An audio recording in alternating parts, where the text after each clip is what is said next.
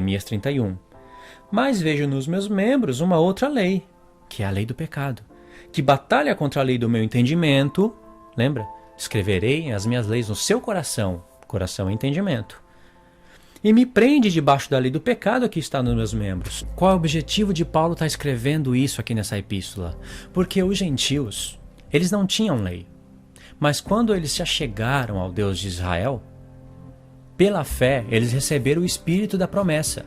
O Espírito da promessa, ele tem a função de convencer o mundo do pecado. Os homens, né? Aqueles que recebem o Espírito de Deus pela promessa, que é pela fé. Mas o Espírito de Deus tem a função de escrever as leis de Deus no homem interior. Escrever no coração do homem. E como que o Espírito Santo vai fazer isso? Ele fala em Ezequiel 36 que ele vai fazer com que o povo dele ande nas leis dele. Como? Num passe de mágica? Não, ele vai escrever as leis de Deus no seu coração. Como que isso vai acontecer? Ele vai te mostrar o que é o pecado através da lei. E ele vai fazer com que você lute contra a carne. Como assim? Por que lutar contra a carne? Porque Paulo, em Gálatas 5, ele fala que o espírito luta contra a carne. E a carne luta contra o espírito. E ambos se opõem um contra o outro para que um não faça a vontade do outro. Por que o Espírito Santo quer lutar contra a carne? E lembre-se bem, não é o Espírito Santo que luta contra a carne sozinho e você fica olhando, pensando, não. Ele te leva você a lutar contra a carne. Paulo fala para a gente lutar contra a carne. Contra a nossa carne. Contra nós mesmos. Por quê? Porque na carne habita o pecado. Paulo fala em Romanos 7, no verso 18, 19 e 20. Sabe, 3 versos antes daquela primeira leitura que nós fizemos no começo do vídeo. Ele fala que nele não habita bem algum, mas o pecado habita na carne dele. Em outro vídeo eu posso até explicar de onde que Paulo tirou, concluiu, entendeu que o pecado habita na carne do homem. Porque isso não foi imaginação, ele tirou isso dos profetas. Então o pecado habita na carne. E através do pecado entra a morte, como Paulo falou em Romanos 5. Por um homem entrou o pecado no mundo. E através do pecado entrou a morte. Outro texto para a gente meditar com mais detalhes, né? Então através de Adão entrou o pecado. Por quê? É a transgressão da lei, né? E esse pecado passou a todos os homens. Então, na carne habita o pecado e através do pecado entra a morte. O Espírito Santo, ele luta contra a carne, porque na carne habita o pecado.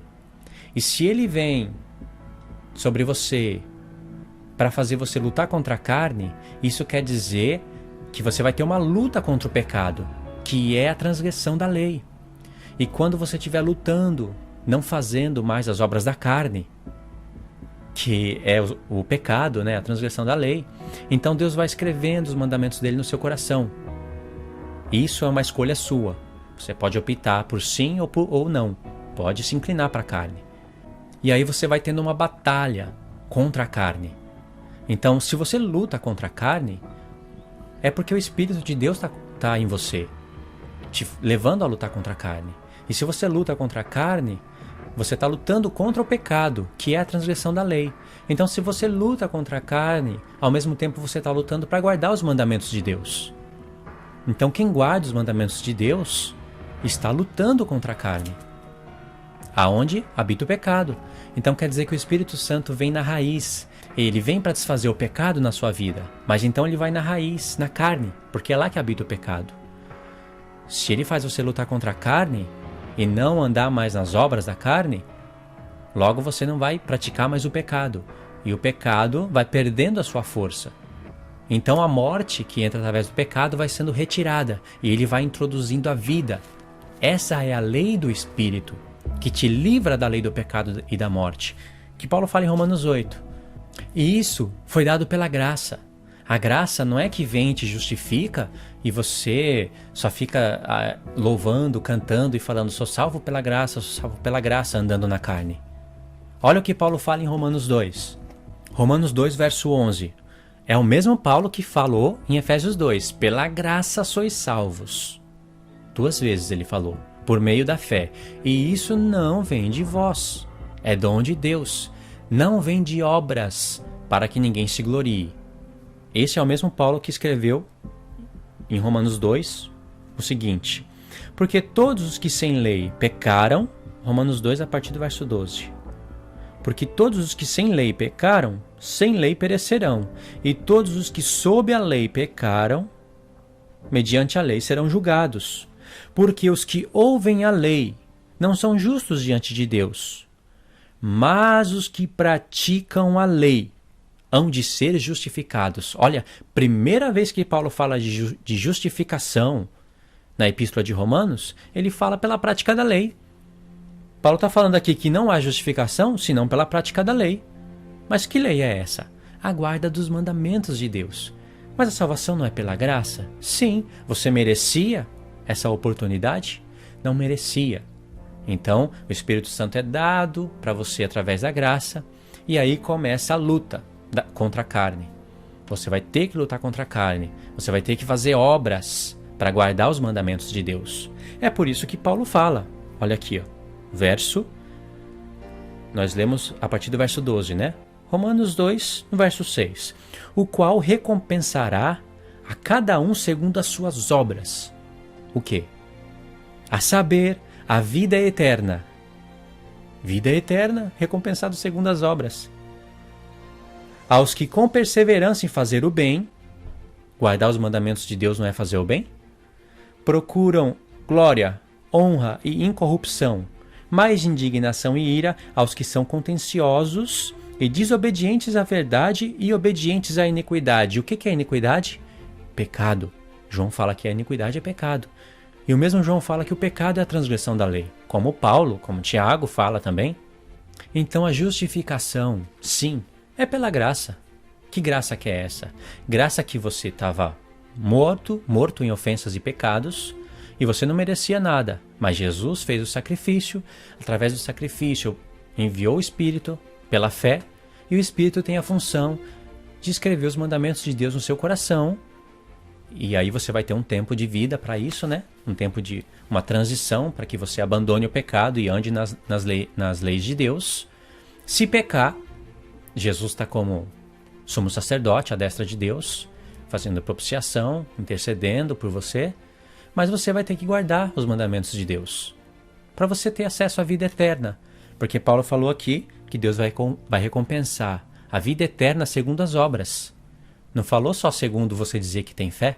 E lá em Apocalipse, capítulo 22, diz: bem-aventurado os que guardam os mandamentos de Deus, para que entre na cidade por uma das portas e tenha acesso à vida eterna. Ok, não está escrito vida eterna, está escrito árvore da vida. Mas o que a árvore da vida é?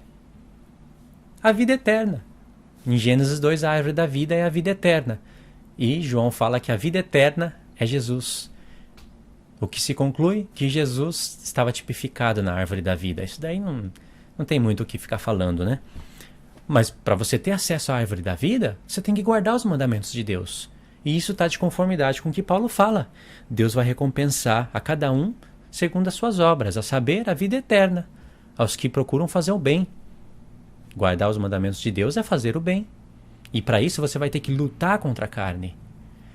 Então, se em Apocalipse 22 tivesse escrito bem-aventurado os que lutam contra a carne, para que entrem na cidade por uma das portas e tenham acesso à árvore da vida, seria a mesma coisa do que está escrito agora: bem-aventurados que guardam os seus mandamentos. Porque todo aquele que guarda os mandamentos de Deus está lutando contra a carne.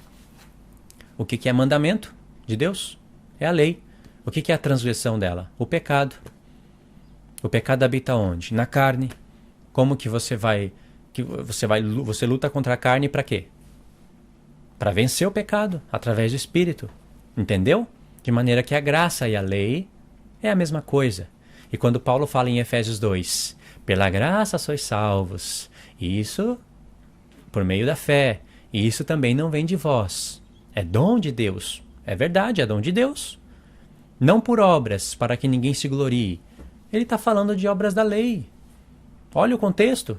Portanto, lembrai-vos de quando vocês, incircuncisos, chamados incircuncisos pelos que na carne são circuncidados, feito por mãos de homens, circuncisão feita por mãos de homens. Naquele tempo vocês estavam sem Cristo. Então aquelas obras que Paulo está falando de Efésios 2 se conclui que são as obras da lei, ainda que não apareça escrito ali, não por obras da lei, para que ninguém se glorie. Ainda que não apareça escrito assim, Paulo está falando muito mais a respeito de obras da lei do que se somente tivesse aparecido a expressão ali, obras da lei. O que tem a ver o assunto da incircuncisão e da circuncisão com pela graça sois salvos, não por obras, para que ninguém se glorie? O que tem a ver? Já que esses dois assuntos estão no contexto imediato. Não é difícil de perceber que naquela época os gentios estavam sendo perturbados pelos judaizantes, que queriam que eles praticassem as obras da lei para serem salvos. Obras da lei, a circuncisão, festas, tudo que tem a ver com a primeira aliança. E já que havia templo, havia sacerdotes e não havia Novo Testamento, ficava fácil de induzir o povo para o engano. E Paulo lutava, combatia contra isso, porque a transição das duas alianças estavam em andamento. Ok? Espero que você tenha entendido. Vou finalizar esse vídeo aqui. Assista aos outros. Que Deus te abençoe.